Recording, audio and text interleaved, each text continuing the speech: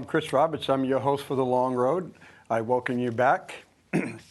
And got a number of issues that we're going to talk about today. Well, the first issue would be on more of a personal note. Last week there was editorial by the Keene Sentinel that was called the Budget Shuffle. And I'm going to do two quotes from it. One, that leaves $2.2 million, still a sizable chunk of money. That was one quote. And the quote that followed up, it was, too much money, school board member K.E. Roberts said last week. Well, first thing that I had a problem with is too much money, school board member K.E. Roberts said last week. I said no such thing. So that was a quote. That's a totally made up quote. And what I had said was I was extremely upset that when in the first week of June we had the finance committee and we were told that we were going to get about $1.7 million. That was also counting the $400,000 from 34 West Street. But and so I says, that's what we did. So we made some decisions, and then we had basically 3 weeks left in the fiscal year, 2 weeks left of school, and then we come back in September and we said, hey, oh yeah, there was an extra $900,000. And I said, yes, that will have an effect on our credibility to the taxpayers, because to come up with $900,000 extra in 3 weeks, that's really a lot of it's a lot of money, and we weren't able to make good decisions. And so it's easy to go and say, okay, we're going to give $900,000 back to the taxpayers, and basically a $2.2 million, but an extra $900,000. So we should feel really good about that. Well, if I use the analogy is, what happens if Uncle Sam gave you $2,500 income tax return at the end of the year? You would be really happy, wouldn't you?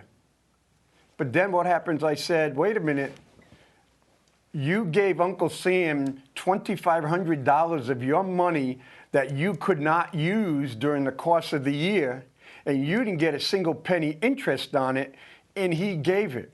It was your money to begin with. It was your money that you did not have to give him. You could have took that money and put it in the bank. You could have took that money and fixed your roof or fixed up something. You could have even taken that money and taken your family on vacation.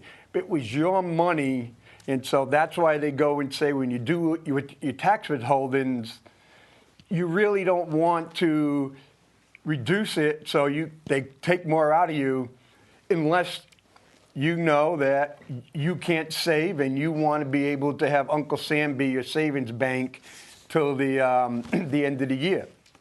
My problem with it was we increased the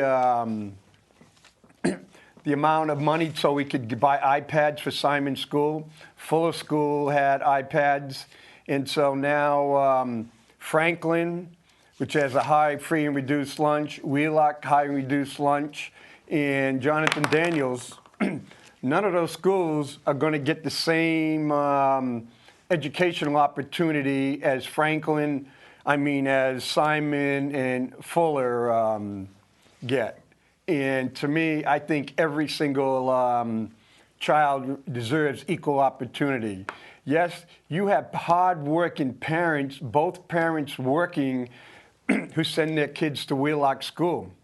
Okay, and just because they may be working at Walmart or another box store, working 40-plus hours a week, doesn't mean they don't care just as much for their children as someone may be going to Simon School and basically have a much better financial situation. So that part ticked me off. Now, the other part that ticked me off about $900,000 is that we spent an additional $500,000 to put top-notch technology in the middle school. So we're going to have kids graduating from the middle school this year, and they're going to go to the high school. And the high school, in a lot of cases, their computer system and technology is 2 to 3 generations behind. They have computers that we bought years ago when I was on the board last century. And no, the beginning of the century, the last decade, about 2003, 2004. We've got computers 6, 7, 8 years old that we can't do anything more with them. And we got our kids from the middle school are going to go to the high school. Not only are we stealing the kids from the high school with technology, we're going to set our middle school kids behind when they go to the high school. And could it have been done? We could have solved this problem.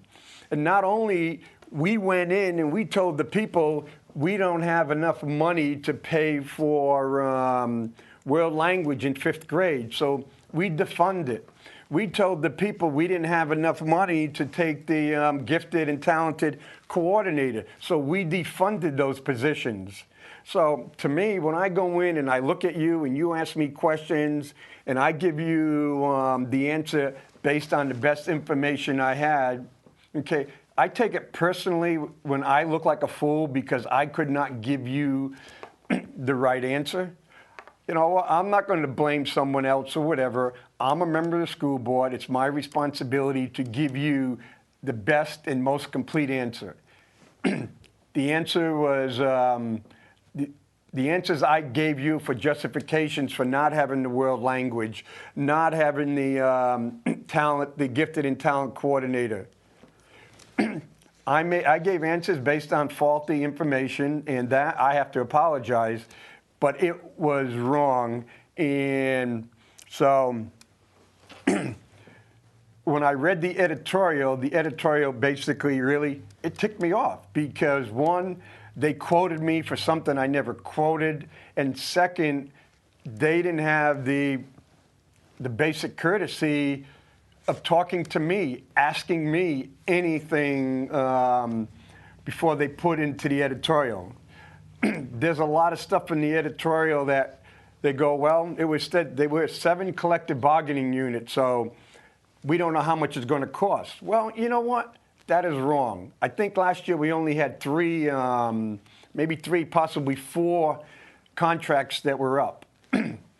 And if you look at the contract, every year, the first year contract has a number of how much it's going to cost.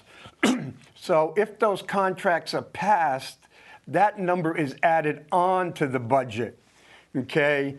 And it's going forward. It has nothing to do with going backwards. When the people voted for the new contracts in March, those were the contracts that take place July 1st. So that didn't work. Then we were told, well, utilities.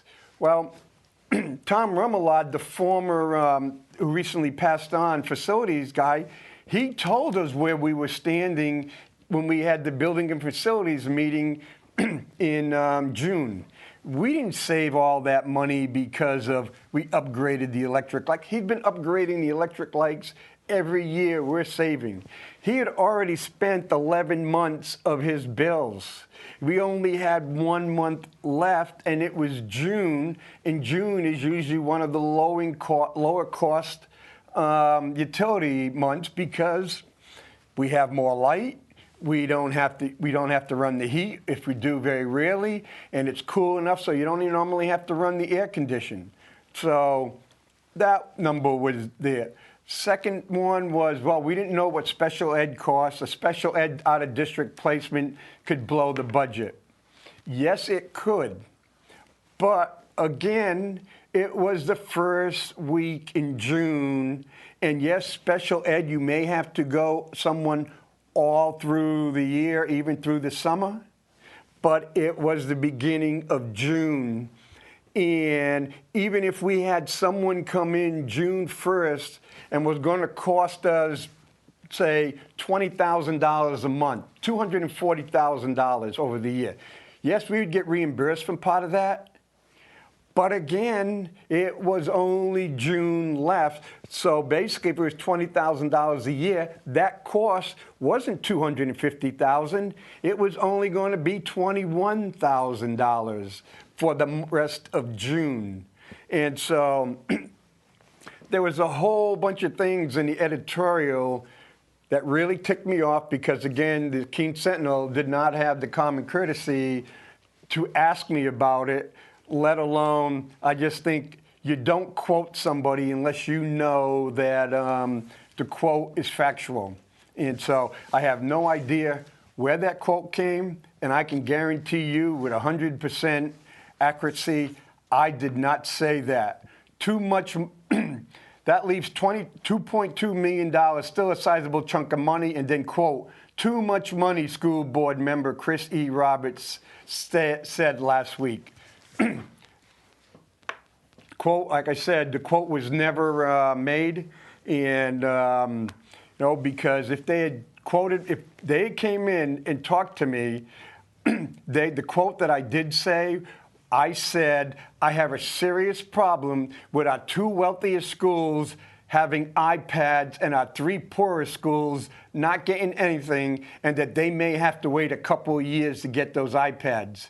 Because if you look at the Saturday's, I think it was Saturday's Keene Sentinel, when they talk about awaiting on building aid, because if we go in, if the voters pass maybe a $9, $10, $12, $14 million bond issue to upgrade the middle schools, okay, look how much that's going to add on to the monthly, to the every year. So we could very easily add on $750,000, $800,000 a year just to pay the bond and the principal and interest on that bond.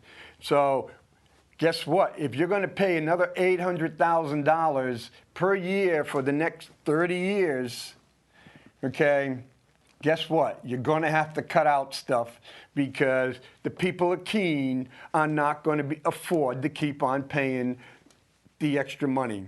And so that's why I was ticked, and that's why I said, hey, you know what?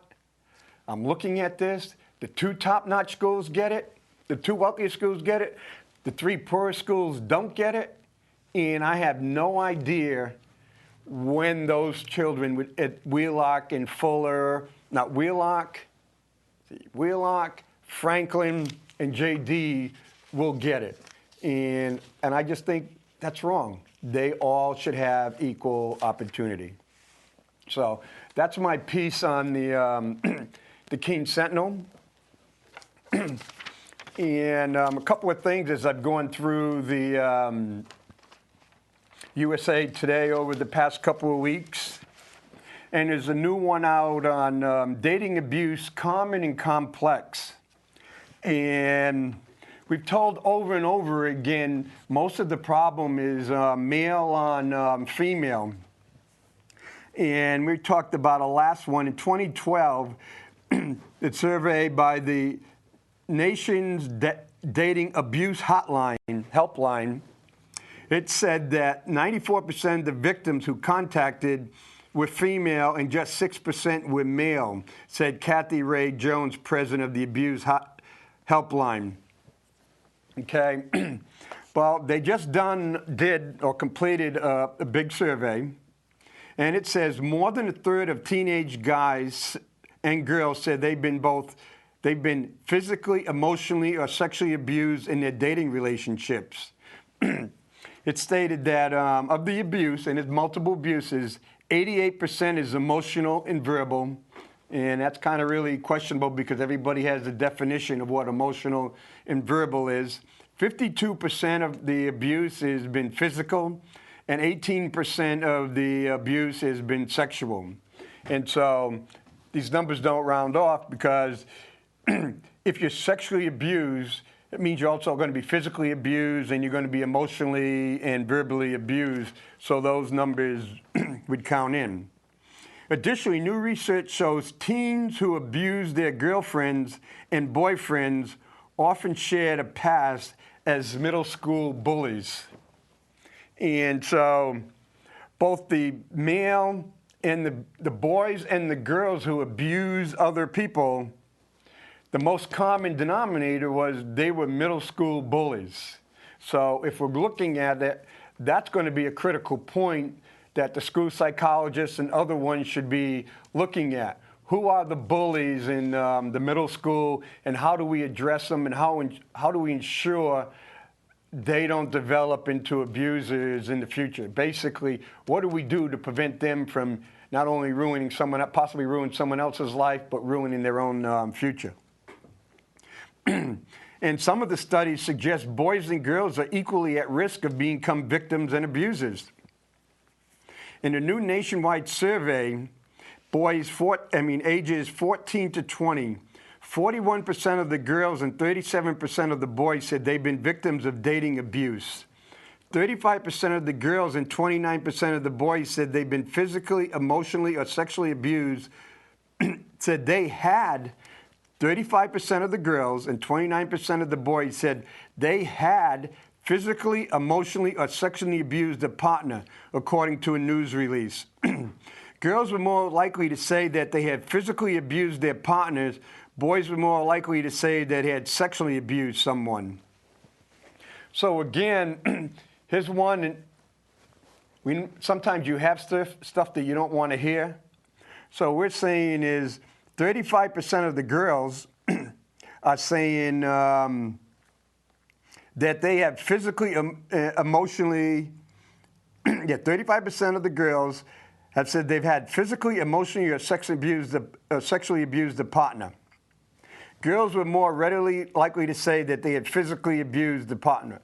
And so physical abuse, yes, it's not sexual abuse, but physical abuse in from 14 to 20, we're talking high school and college. That's an awful lot of physical abuse by girls, and 29% of the boys said they had done this stuff. So it's showing that, in this case, girls seem to be more abusive than the boys. So that thing about mean girls is starting to come out more and more. The survey also found that 29% of the girls and 24% of the guys said they had been both victims and abusers in the same or different relationships. So here it is. We got a problem. How do we address this? Who's the victim and who's the abuser if we have teens who are in a relationship and they're both abusing each other? And so in good relationships, there are no abusers and there are no victims, but basically between really 24 to 30%, yeah, about a quarter of the boys and girls between 14 and 20 years old are in relationships where they are both the victim and the abuser. That is really kind of scary for the future, and that's one of the things that needs to be addressed. The other one from September 5th, more Americans warm up to weed. The nationwide survey made public Wednesday found that 7.3% of Americans 12 or older regularly used marijuana in 2012, up from 7% in 2011. The question is, where is someone 12, 13, 14 years old getting the marijuana from?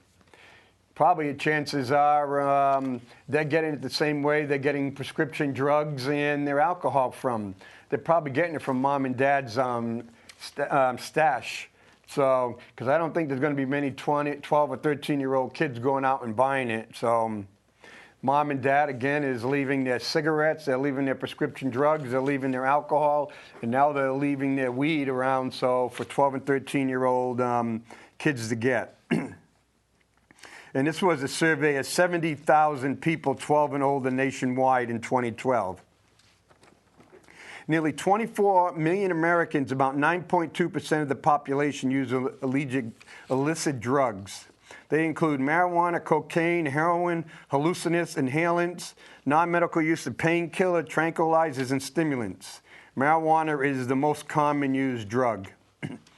Although the abuse of prescription drugs, particularly opioids such as OxyContin, is stable or dropping, Heroin use is on the rise. The survey found in 2012, 669 people were regularly using heroin, up from 620 in 2011, up from 80% higher than 2007 when it was 373,000 people were using heroin.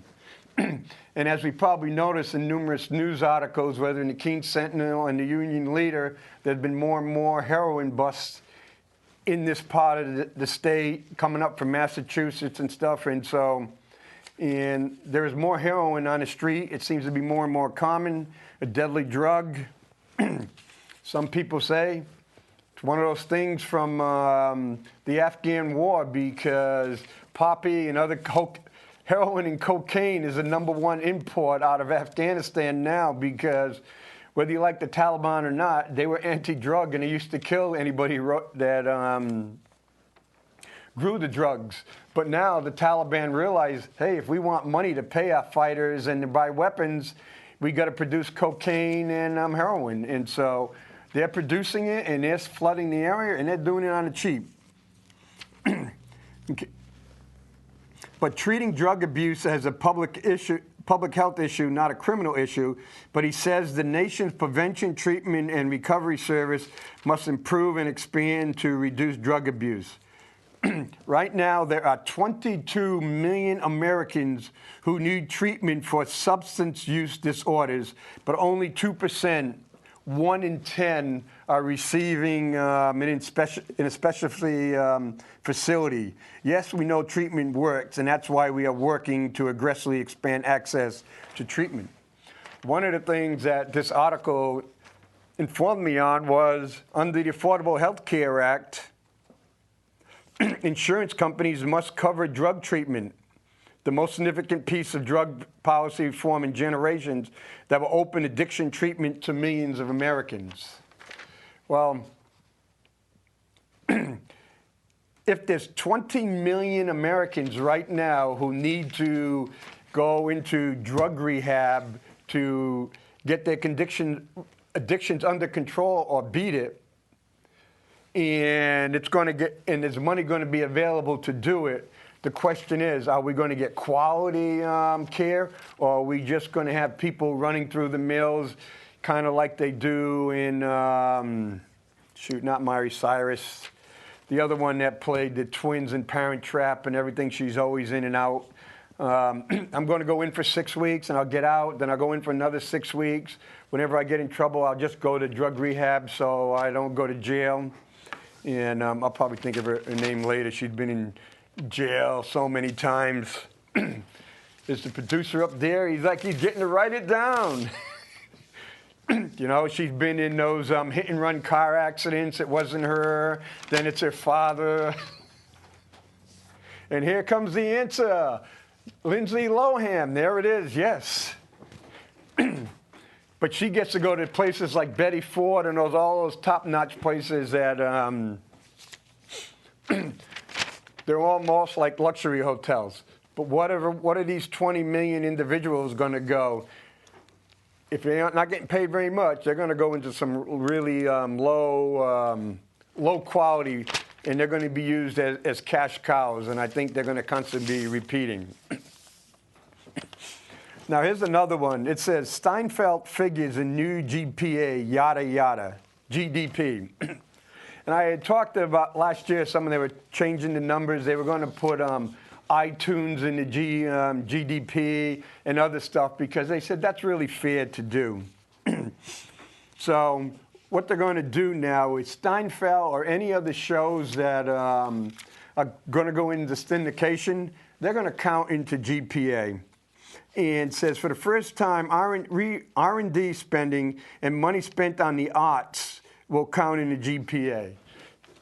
Arts, so hey, money that's spent on painting classes and dance classes are all going to count in the GPA. If they're intended to generate long-term streams of income, such as a decade or more of drug sales or profits from syndicated reruns of a TV hit show. But the question is, if I'm going to produce a show, how am I know if it's going to be making me money a decade from now? You know, the Mighty Mouse Show, the Brady Show, the Steinfeld Show. You know, some of those. But now we can put it in the GDP and then 10 years from now and say, oh, it doesn't count. We made a mistake. And it goes right here. The change will make the economy look a little bigger. Okay, a little bigger. And it goes by about $400 billion a year in a $16 trillion economy. You know, people go, hey, it's no big deal. But if you go, let's look at it this way. $400 billion in a $16 trillion economy. Well, 10% of a $16 trillion economy is $1.6 trillion. And I take $1.6 trillion and I add an extra 400 million out of that, then all of a sudden, that's 2.5%. So $400 billion in a $16 trillion economy, again, where they're playing with numbers, hey, what's 400 billion? It can increase the GDP by 2.5%.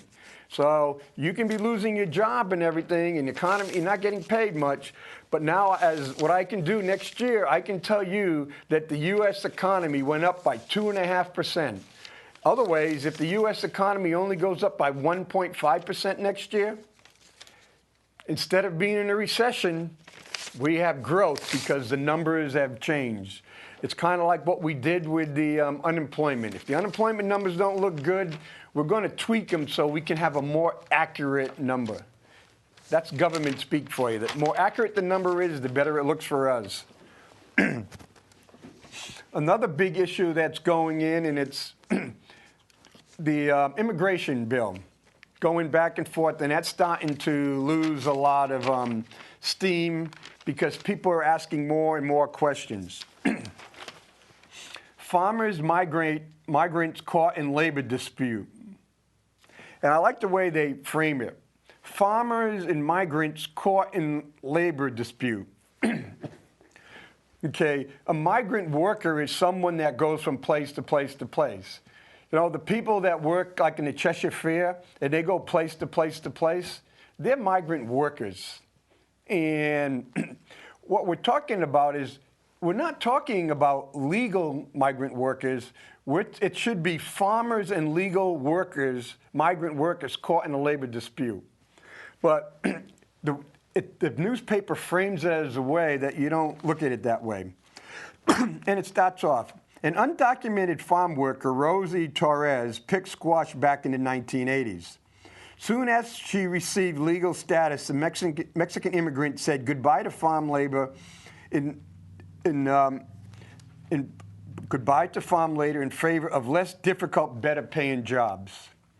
And what happened was she came in illegally, and as a result of, Torres was 17 when she crossed the border illegally from Mexico in 1986. She got a job picking squash on a farm in Carlsbad, California. After a year, she was able to legalize her immigration status through the 1986 law that gave amnesty to more than 1 million undocumented farm workers working hours a day. She said, farm workers, working 10 hours a day, she earned about $6,000 a year.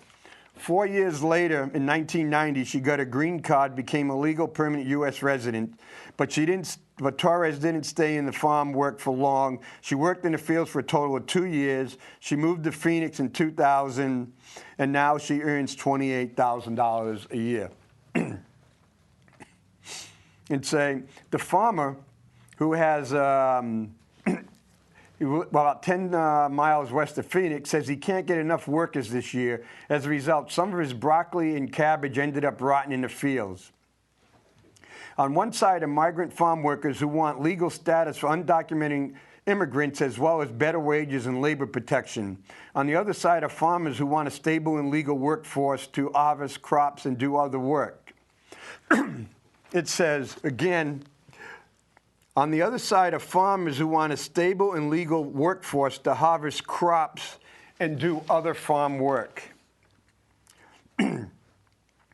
Okay, to gain known as ag jobs, the position would let undocumented farm workers gain temporary legal status almost immediately. They make up of half of the nation's 1 to 1.2 million farm labor force. Excuse me.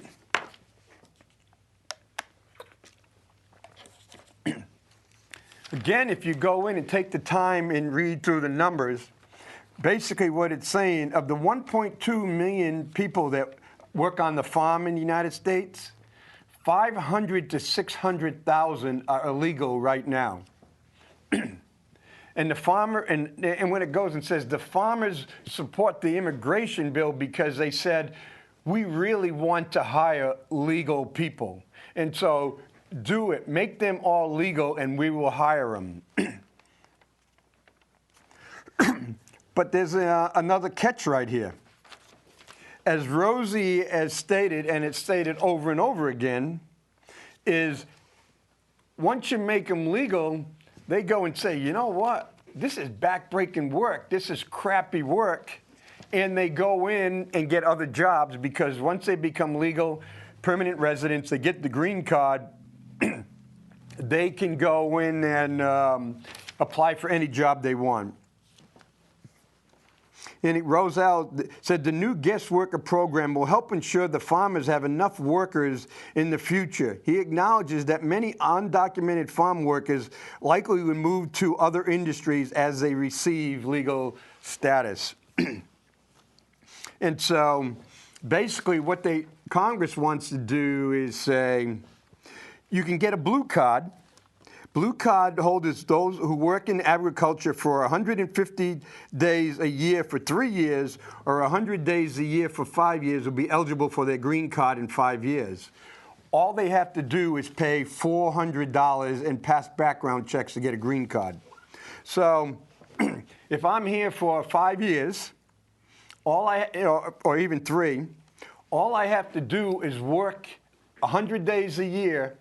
Say, for example, if I'm illegal and I go up to Allison's apple and I pick apples for 100 days and I do that 3 times a year, and then I pay, on that one, I pay $400 and get for a background check, I pay a $400 fine and a background check, and then I get my green card and I say, you know what, Allison, I'm never going back to pick another apple for you. I'm going to apply at Walmart or I'm going to apply at someone else.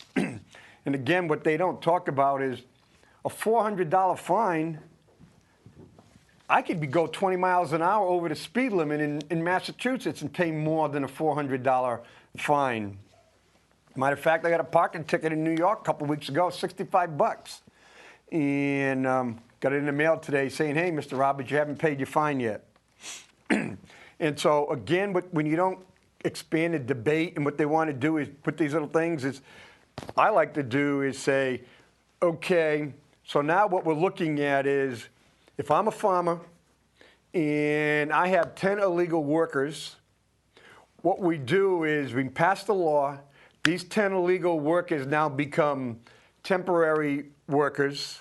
They just have to work for me for the next 3 years at 100 days each, and then pay 400 bucks. And they can get their green, and they can apply for their green card within 5 years. And those years they're working for me count. And so, but the law will also allow anybody else who comes across illegal to go through the same process. Or it can go, it would say is, we can have a legal guest program so people can come in and do this and they can stay here legally. But then it'd be just like the visas, student visas. People overstate their visas. And so what the farmer goes and says, hey, I want to be able to have a steady workforce. And so he's going to have a steady workforce. I can take 10 people in. They work for me 3 years. They get their green card. They go and work at Walmart.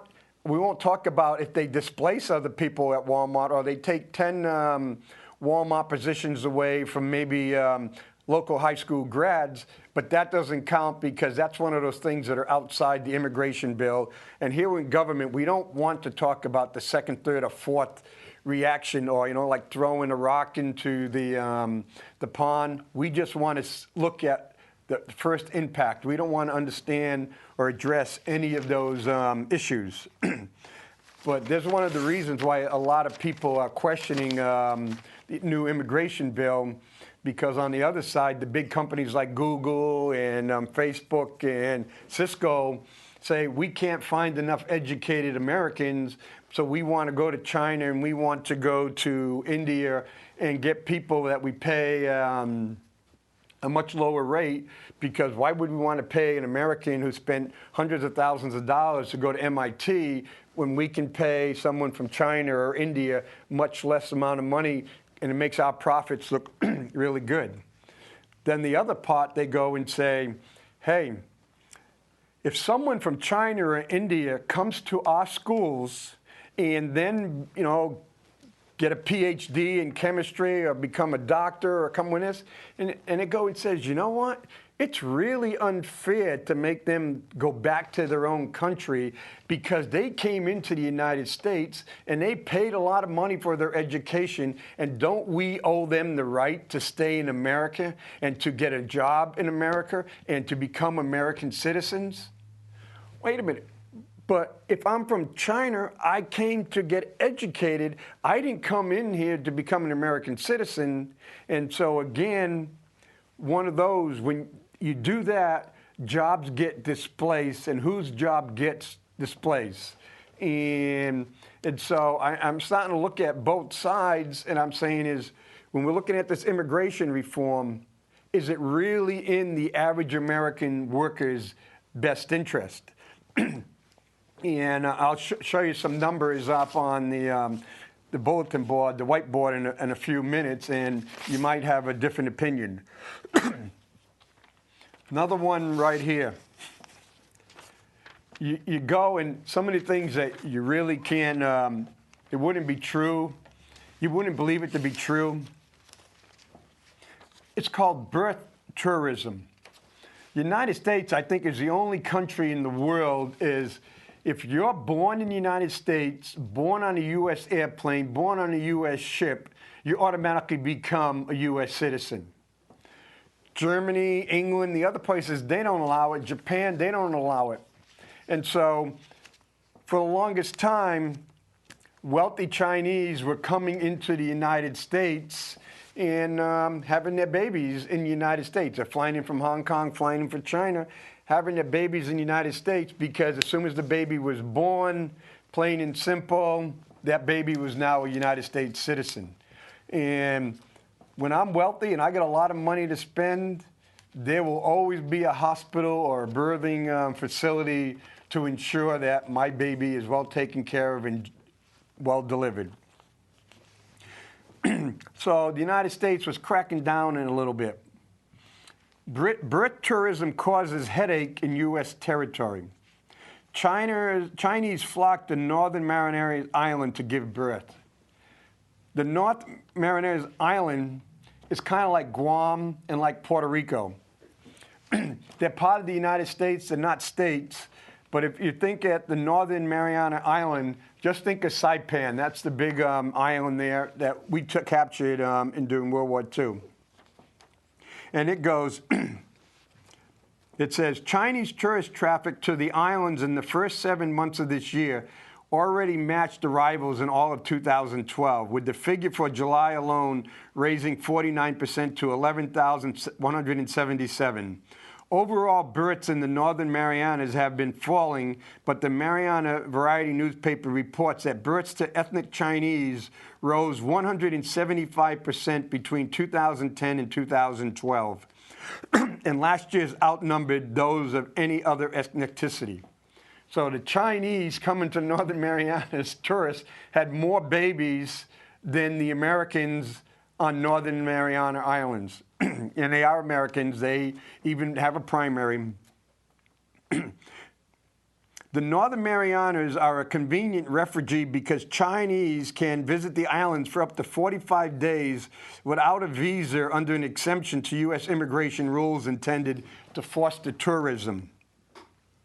Chinese tourist traffic of all kinds is now big business for the Northern Marianas.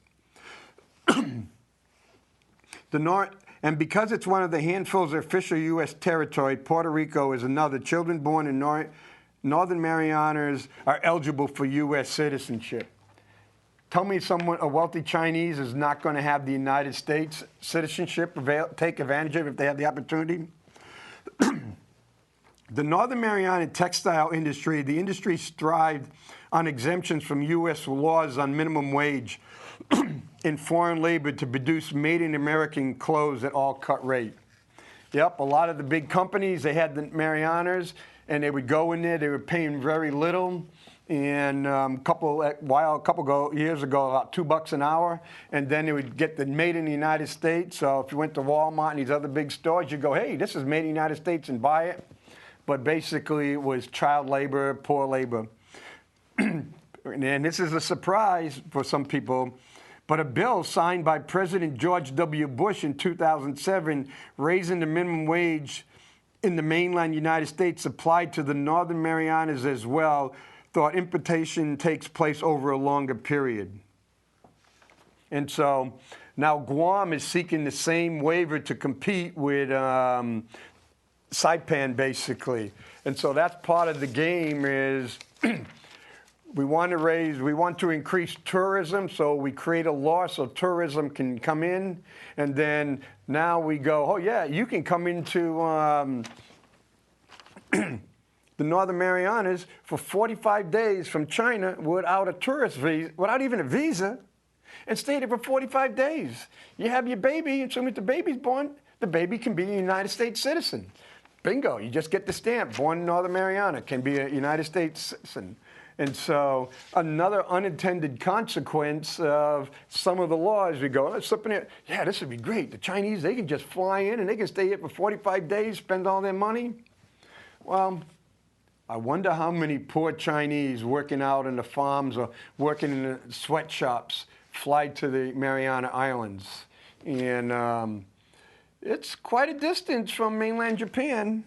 And it says, today, Saipan, the largest island, receives about 8 charter flights a week from the Chinese cities of Shanghai and Beijing. So that's what's happening, and Saipan is growing, and we are producing more U.S. Citizens. Where there's a will, there's a way.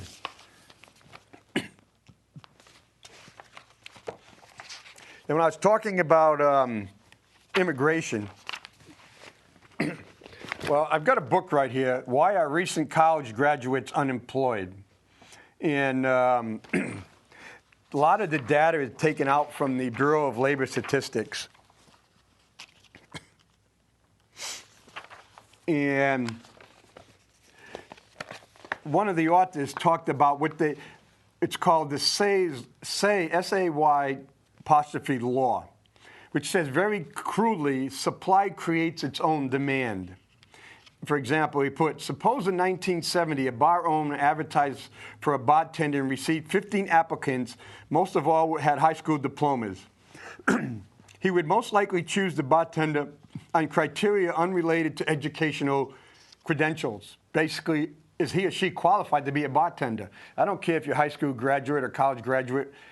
Are you capable? Are you trained? And can you be a good bartender? Suppose today another bar owner likewise advertises for a bartender and gets 15 applicants before have bachelor's degrees. The owner, to minimize time and resources devoted to interviewing a long line of applicants, may restrict interviews to the 4 holders of degrees. Simply, it's likely a priority that these people would be, on average, a little bit smarter, a little bit more reliable than the other applicants. Education, therefore not much of a screening device, has now become one of the terms of hiring the most qualified person for jobs where skills required are reluctantly modest and learned on the job quickly. The existence of an ample supply of college graduate bartenders has created a demand for them, sometimes explicitly stated in minimum education requirements required for a job. And so it's kind of, you can create your own demand based on a demand that wasn't there just by supply. There's been recent requests, advertisements for employment in McDonald's. McDonald's are now asking for people with a minimum of 2 years of college. Other places are asking for people minimum of 2 years of college. And we'll give you some. This is the Bureau of Labor Statistics. Right now it says 28.6 million jobs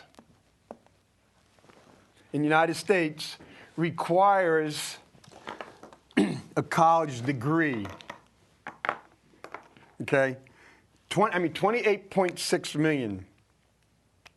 Care to take a guess how many employed college graduates there are? 41.7 million. Actually, ain't working.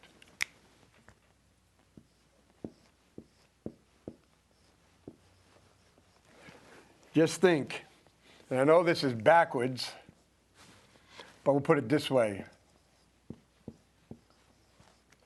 Which means that we would need 13.1 million jobs, additional jobs, right now to go in just to give everybody 13.1 million jobs that require a college degree just to get all the people with college degrees employed in the job they're trained for. And that doesn't count one single individual who's going to graduate this year. So just look at that, 13.1 million. 1950, 1970, 1990, and 2010, okay?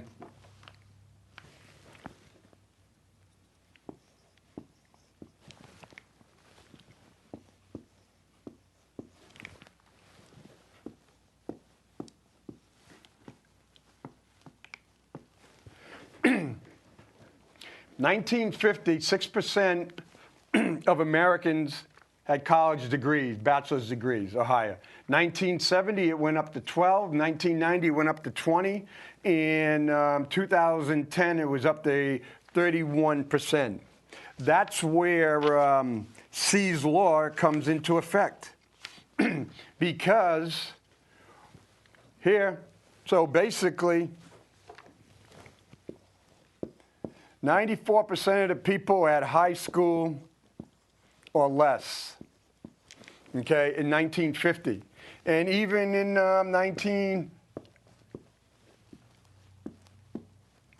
high school or less. So, but now when you look at the jobs, as the year goes by, as the score or the two decades go by, more and more people are getting college degrees, but the jobs that require college degrees are decreasing. Because what happens is as we get better and better technology, we don't get rid of the sweet creamer, we don't get rid of the plumber, we don't get rid of the carpenter. We're getting rid of the middle managers, we're getting rid of the office workers, post office clerks, bank tellers. You know, I can go to the post office and use the machine out in the hallway, and I don't even have to talk to a person. I don't have to go to the bank. I get ATM. I can use the ATM, or I can even use my smartphone, type it, take a copy of it, deposit the check, and if I have the right thing, I can then send the producer, say, hey, here's $50. I can just send it right to him. And so I don't need people. And so even accountants and stuff, you know, QuickBooks, a lot of the things that people had to pay for, middle-class wages, those jobs are disappearing. The high jobs are staying, the low jobs are staying.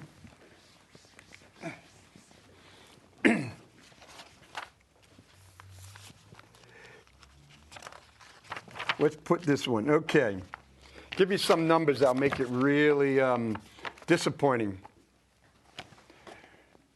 Retail sales.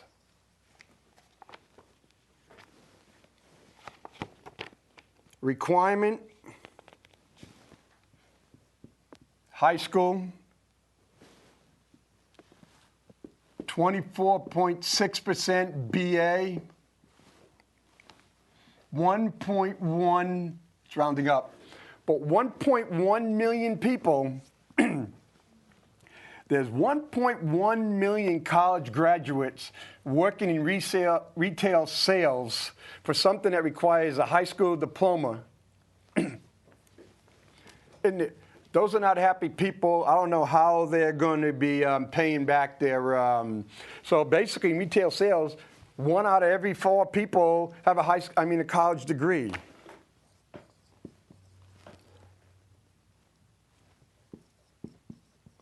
Cashiers, 10.2, 350,000. Okay, I'll just give you the top 5. Waiters and waitresses, 14.3, 330,000. Okay, the McDonald's, Burger King, food prep, servers, 5.4, 150,000.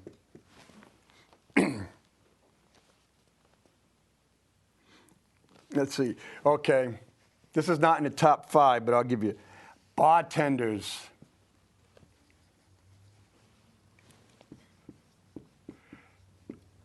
16%, or 1 out of every 6 bartender has a college degree. Basically, there are 83,000 bartenders in the United States with college degrees. But I've seen places where you can go to bartender school in 4 to 6 weeks and be highly qualified as a bartender. Why would I want to go to, say, Keene State College for 4 years, pay $60,000, become a bartender? But basically, these are jobs requiring less than a high school diploma, and I'd be in high school, but employ more than 50,000 college grads. Amusement and recreation attendants, counters in retail, agriculture workers, health aides, landscaping, personal care. Basically, 2.9 million business employ more than 50,000, 2.9 million students and graduates working jobs in the United States that require a high school. There's 14 jobs requiring high school, for example, sales reps. This is for 2000. The sales reps that require sales reps, 47.1%, 673,000. Office clerks, just general, 17.6%, 519,000. Customer service, 22%, 481,000. So just think it, you got sales, general offices clerk, and customer service. These are not the top, this is top 1, top 2, and this is 4. Basically 1.1 million. But overall, 14 of the 14 jobs requiring a high school diploma, there is 5.3 million college grads. Again, all of a sudden, when you look at the number, that's 8 million college grads that are now in jobs at high school or less.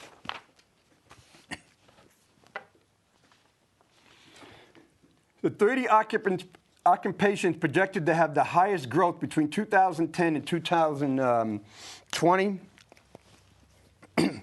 is it's going to create 9,288,000 jobs. I mean, 9,288,000 jobs. The number 1 is going to be 712,000. Those are registered nurses. You got retail sales, 706, and home aides. As people get older, 706, and personal health aides, 607. Okay? Less than high school, less than high school, less than high school, 2 years. And basically, of all these jobs, only 35.63% will require a BA or higher. Just think. Basically, that's what it's going to go. And of what they're going in, it's saying in the next 2010 to 2020, what we're going to do is we're going to create, the United States is projected to create 6 million jobs. That's going to, overall, it's going to require 6 million jobs over this 10-year period that require bachelor's or higher, but we're going to graduate 19 million college graduates. So we do have a problem, folks. So when we look at the 8 million college graduates who are working in high school or less job positions, we are now only going to create 6 million more college grad required jobs, but we're going to produce 19 million college grads. And I'm down to my last minute, but the quick number is basically by 2020, we're going to have 21 million college grads in the United States without a job to go along with their education. That isn't very good. That's why I'm starting to have some really good, tough questions about immigration reform and some of the other things. So time's up, and I will see you out there on the long road, and we got to do something about it. Okay? Thank you.